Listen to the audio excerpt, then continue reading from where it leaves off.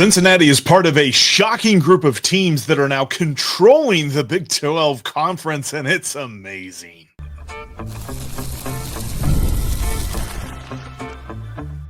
You are Locked On Bearcats, your daily podcast on the Cincinnati Bearcats, part of the Locked On Podcast Network, your team every day.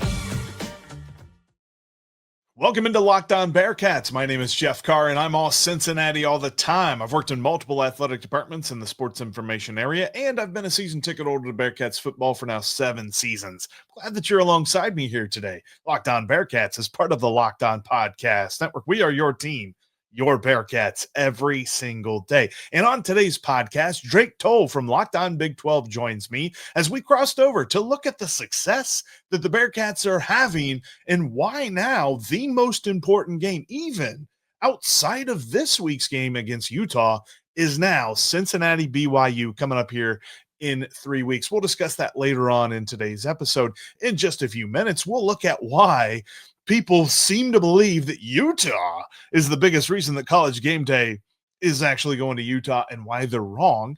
But we will begin with how Cincinnati, BYU, and Houston, everybody that all Big 12 pundits thought would be running this conference, yeah, right. They are the teams, though, that are carrying it along. That's all on today's Locked On Big 12, Locked On Bearcats crossover that is brought to you by FanDuel. New users can place a $5 wager, and when it wins, they get a $300 bonus bet.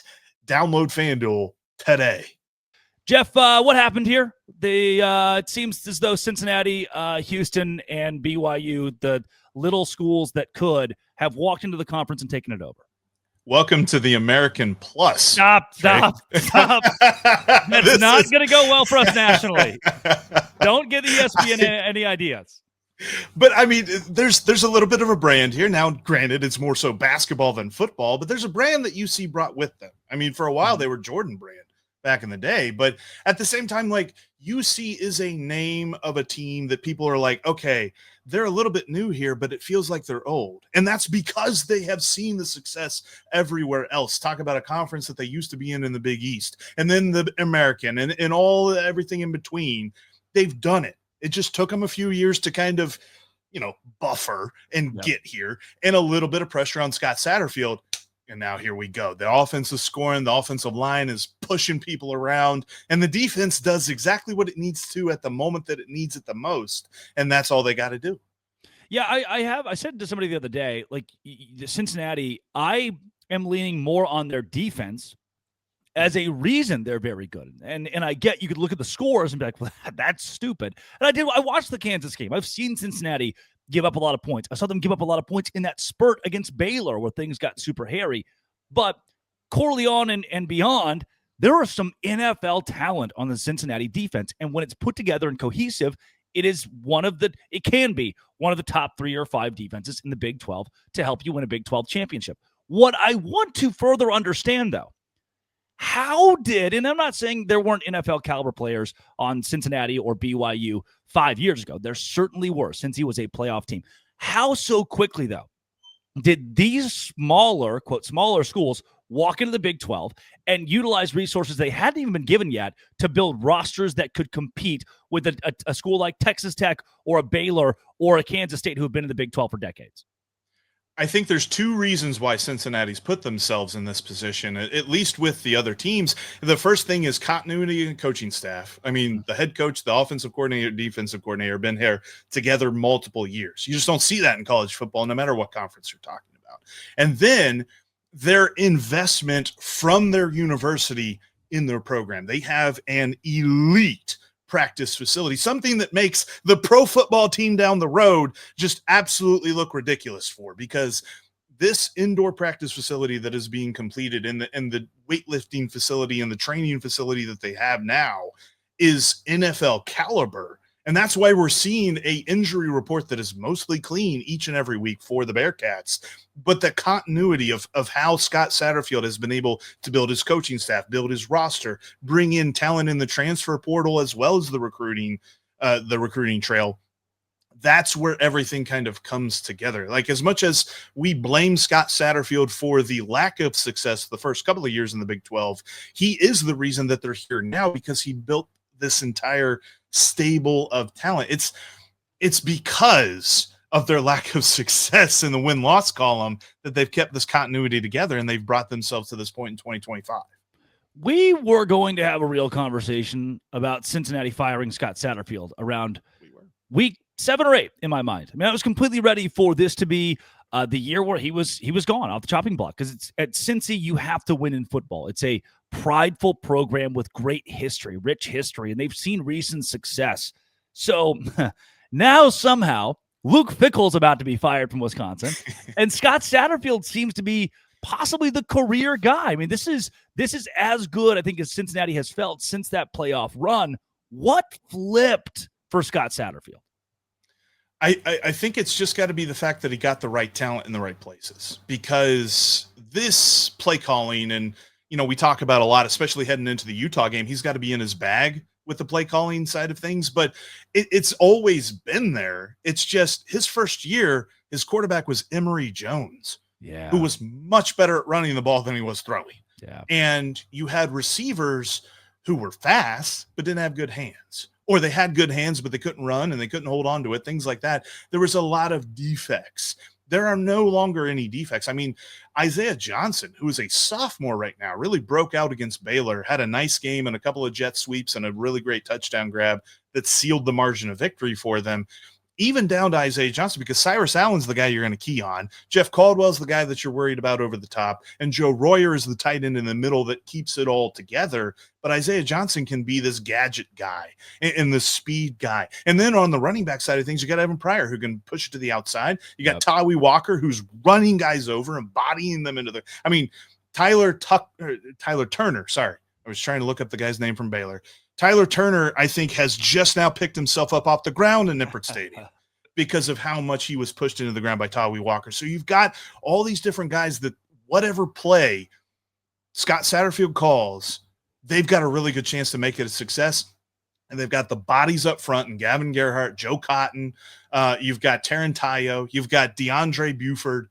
You've got a really experienced but also really talented offensive line that's really going to help everything succeed at the highest level. Yeah, Cincinnati has proven that it is legit. This is a team that can win the Big 12 championship the way that Arizona State did last year, but I think they are better than Arizona State last year, who relied so much on Cam Scatterbo or Jordan Tyson or Sam Levitt. I believe Cincinnati goes deeper than that, and their offensive line, they're better in the trenches than what Arizona State was, making them deadly come postseason time. Coming up, speaking of deadly, the Utah Utes, the best team in the Big 12. At least that's what they're telling me. And they're telling me that a lot. Locked on Big 12, Locked on Bearcats. I'm just flabbergasted. The line continues to move against the Bearcats in this Bearcats-Utah matchup. I get it. They're going out. It's going to be late. It's going to be high altitude. It's going to be all the things. College game day, long day, like all these different things seem to be playing into why this is going to be a tough game for the Bearcats. But I still think that they've got a really good shot to win it. FanDuel disagrees. FanDuel has the Bearcats at 9.5-point dogs.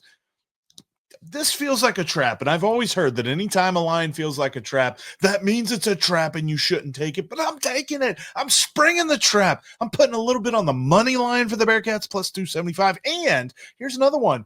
The Cincinnati team total points are at 22.5 in this game.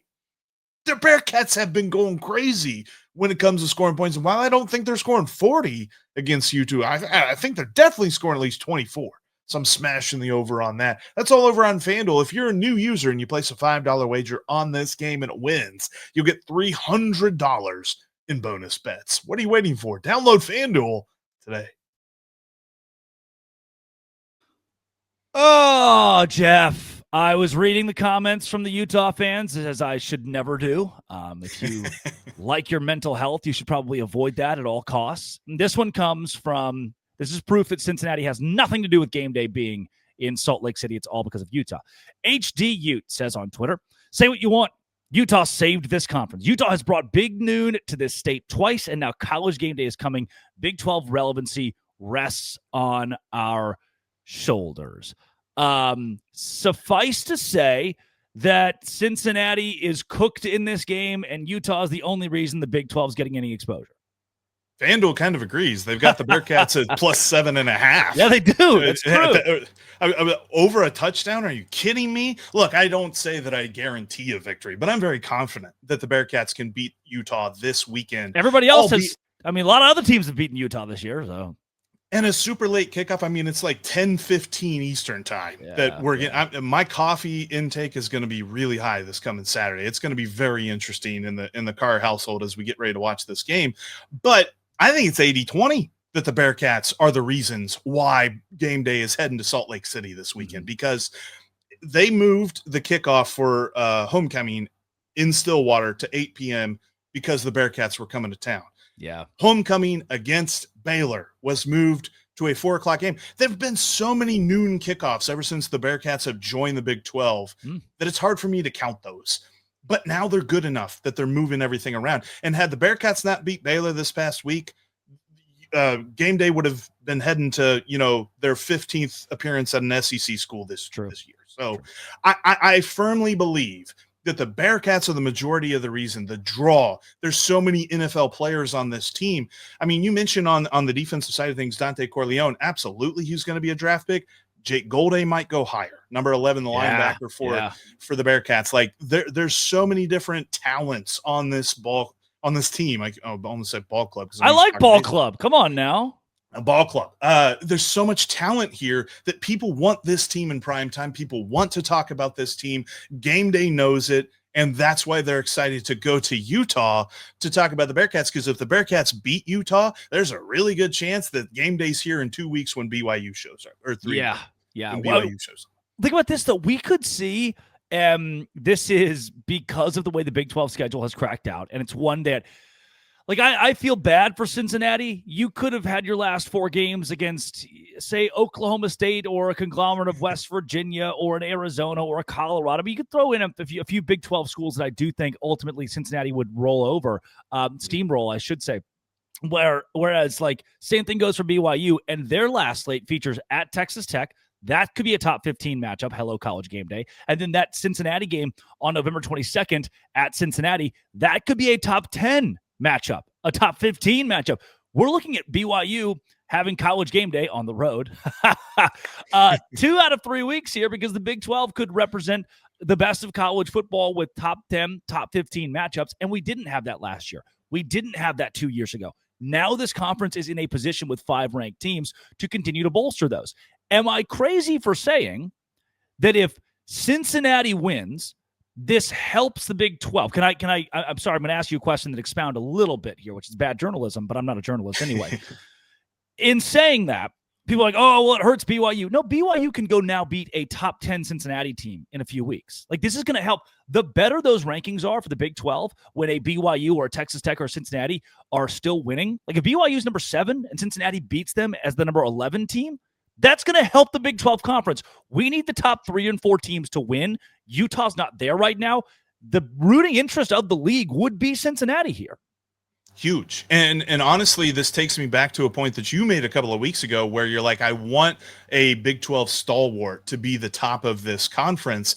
I disagree. I think that this shows in the group of the group 4 teams that are running the conference right now shows just how good the Big 12 should be considered in the national conversation, because everybody talks about the SEC from bottom to top. You could win a playoff game when you're looking at the bottom teams or the top teams or whatever. Now you can make that point about the Big 12 too, because we're seeing the deep, maybe not the bottom. I mean, West Virginia, Oklahoma State, they got a little bit of work to do to get to that point, but you've got a deep group of teams that you go, UC, BYU, Texas Tech, Utah, even some of the unranked teams right now in Iowa State and Kansas State. Like, those teams look like they could win an inter-conference battle for some sort of a playoff win. And when you see the success that teams like Cincinnati are having, you take the Big 12 even more seriously because of its depth and because of the level of competition that every single team can bring to the gridiron each and every Saturday. And I think that that's why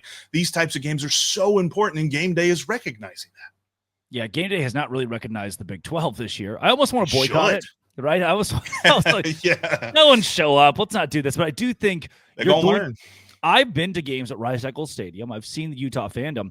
this is one of the best representations of what 2025 Big 12 football is. This is a very passionate fan base, and it's an opportunity for the college football scene to see, hey, there's a 2-loss Big 12 team. I mean, that's when ESPN hears the words, 2-loss, Big 12 team, they hate that. But here's a representation of how the conference, even with the team that isn't leading the way, can showcase how strong our fan bases are, how strong our viewership can be with America watching. And maybe, Jeff, it ultimately does help ESPN if Cincinnati, it helps them make the case for how, look at the lowly Big 12, if Cincinnati goes on the road and beats up on this pomp and circumstance-filled Utah team. But I think, and I'm going to go back to that point, kind of reiterate it from a few weeks ago, the Big 12 needs a big dog, but that big dog could be Cincinnati. We need Cincinnati to continue to win as well as we do BYU and Texas Tech, and it's a shame those schools will intersect down the line. I believe that you're 100% right. In the atmosphere of Rice Eccles, right? Not Bryce Eccles, Rice Eccles. We learned that the hard way, didn't we? I guess the easy way. Chris Level learned that the easy way. Used to that one. But the atmosphere there is electric. The atmosphere at Nippert Stadium is electric. And the more that we continue to see national exposure for the Bearcats, they're going to realize, and especially if like either the Arizona game or the BYU game gets to be a primetime kickoff, Nip at night is an experience like none other. And I love everything about the fact that we're getting this national attention on the Bearcats because they absolutely deserve it. And there's also the little bit of side thing of, hey, Taylor Swift might show up, you just never know. Because you got Travis Kelce. I don't know if Taylor Swift. I don't know if Taylor Swift showing up to Salt Lake City this week, but Post Malone might, and that would also be cool. I would enjoy that. Coming up, I think I've circled the game of the year in the Big 12, and it's not happening for a few weeks, but it could also host College Game Day in Cincinnati against the BYU Cougars. This is Locked On Big 12 and Locked On Bearcats. Mazda crafts cars for those who do more than simply move. Mazda delivers confidence with every single ride because they've got more IIHS Plus top safety pick awards than anyone else in the industry. I mean, from footwork to breathwork, athletes always sweat all the details, but that is the kind of attention to detail and intention that Mazda used to craft every vehicle, every model. And you can feel the Japanese craftsmanship in every detail, from the metallic accents to the Napa leather upholstery. And with all-wheel drive standard in every crossover SUV, you can drive with confidence through almost any season. You can make everyday drives feel like anything but in a Mazda because they have smooth handling, they have intuitive controls, and it's always a joyride when you're on the road in a Mazda. Like our players, we sweat every detail, but like our players, we sweat every detail because when you make every move count, impossible becomes irrelevant. Mazda, move and be moved. I've found it. This is the most important game, I think, the rest of the year in the Big 12. And it's Cincinnati, BYU. Jeff, here is my... You know what? Before I even make my case for that, when you just hear that roll off the tongue, does it compute for you? Is that a normal thing for you? Oh, not at all. I mean, if thinking about the differences in geographic location between Cincinnati and BYU as it is, but like thinking about the Big 12, like I thought at the beginning of the season we'd be seeing a lot more Kansas State than we're seeing here. And I'm just so over the moon thinking about this game in a couple of weeks. I'm going to be there, and it's going to be electric. Yeah, the reason that I am already on top of this one is because BYU, let's say BYU loses to Texas Tech and then beats TCU. I do think that's the most likely scenario here.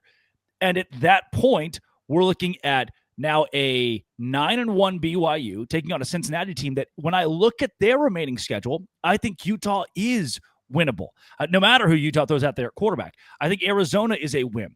At that point, we're seeing a couple of one-loss teams, but an undefeated Cincinnati in Big 12 play. You win that game, you clinch your spot into Arlington. For BYU, if they win that game, considering they're going to win their last game against UCF, they effectively clinch their spot in Arlington. To me, I think we're looking at that BYU-Cincinnati game, even if Cincinnati loses to Utah, even if BYU loses to Texas Tech, the winner of that game, I think, is going to play for the Big 12 championship. I agree 100% because you're also looking at what Houston can do up until that point as well. And are they going to keep pace with these two teams? If BYU is able to beat Texas Tech in their next matchup, like Texas Tech's going to be on the ropes as far as a team that we thought was one of the 5 best teams in college football, even as soon as 2 weeks ago. Now we're talking about them not even going to Dallas. Yeah. And that's going to be an interesting conversation as well. But I'm with you. Like, UC BYU might be the deciders who goes to the championship, but is it a championship preview in and of itself? Like, could this be a case where even the loser is still packing their bags and heading to Texas in a month or so? So I'm very intrigued. It's a little over a month times a construct. Anyway, I really think that this sort of talent is so surprising to see from an easier, like, people thought Kansas State, Texas Tech at the beginning of the year. UC BYU. How about it? Yeah. So again, this is the reason I'm circling this. If Cincinnati beats Utah and BYU beats Texas Tech, both very possible things, they're still undefeated in conference play going into playing each other based on how the matchup's going to crack out here moving forward. That, and as you mentioned, could tee us up for those two schools playing yet again, because then in that scenario, Texas Tech has a couple of losses, and we turn our eyes to Houston to see what Houston does as far as tiebreakers go if they still have only one loss. And now I want to turn our attention to Houston. Their remaining schedule, Jeff, West Virginia, that's a win. UCF, that's a win. TCU, that's a win. And at Baylor, that's a win. Houston is going to finish the year with one loss in Big 12 play. And like by rule, either BYU or Cincinnati will lose a game in the Big 12 because they have to play each other. We could see the Houston Cougars waltz their way into a title, tiebreaker or not, based on their season just being really easy down the stretch. How does the tiebreaker work then, whoever's one loss with Houston, since neither BYU nor UC faced them? Yep, it's all made up. Nobody, no one's counting. Points don't matter. It's the Big 12 has this weird like head-to-head record versus opponents. How you fared head-to-head against the teams that you played compared to the teams that other people played. And like, there's just so many different, and they're like, well, we have like a fake strength of schedule metric. And then number 7's like flip a coin. So who on God's earth even knows? Do they factor in fake pass interference calls against? Because UC will be a very bad second place to Houston at that point. Yes, 100%. Yeah, the tiebreaker, and I think we're still a little far out from those scenarios being clear. But in essence, Houston, with it as easy as their schedule is, controls their own destiny. And now I question if you are a Cincinnati. I mean, Arizona's still a tough team. TCU on the road is still not easy. Josh Hoover is very good. There's also, and I don't want to be too dour, but there's the doom and gloom situation where the Bearcats go 1-3 in this stretch or 2-2 in this stretch. And I still don't think that would, similar to kind of what BYU did last year, going undefeated for a while and then falling out of the Big 12 title race. I don't want that to dilute what Cincinnati has done. I think this is a very strong team, but they've got a brutal schedule coming up.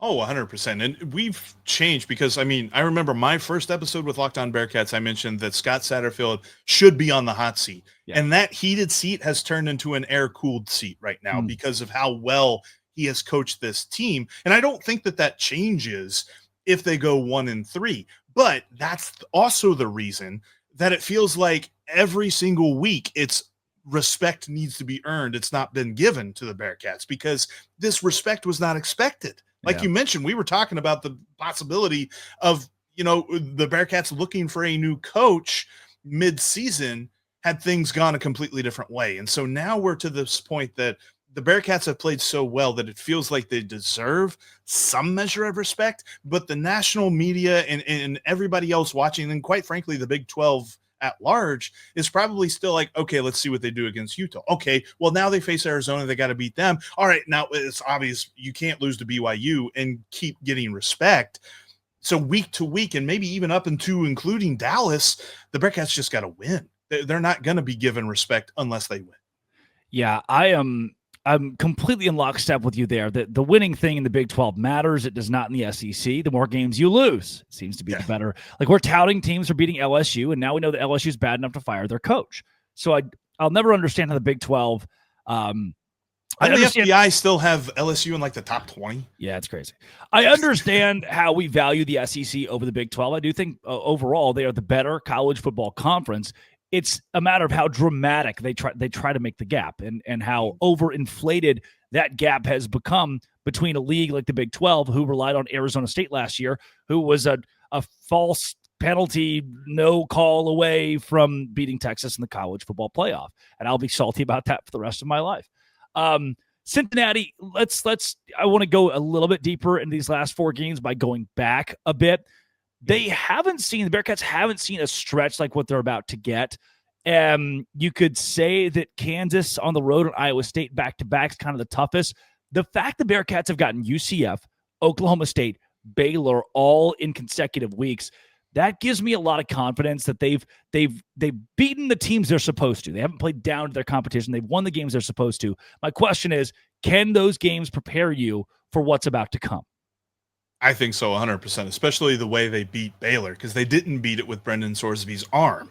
As much as we thought that was going to be the necessary thing, they beat it with Brendan Sorsby and Tawee Walker and Evan Pryor's legs. Yeah. That was a rushing masterclass that the Bearcats put on against Baylor. And so that's got to give Utah some pause. I get it. Utah loves to bring the pressure, line everybody up, and send as more people than you had to block. Yeah. And try to get into your backfield that way. But the Bearcats were able to both do a 2D run thing where they run over some guys and then do this 3D RPO, fake the handoff to the back, give it to the wide receiver type deal that I think that Utah's got to be at least thinking about in the back of their minds. They're not going to be able to line up and just go straight at UC, who, oh, by the way, has the Big 12's offensive line of the week for 3 weeks so far this year.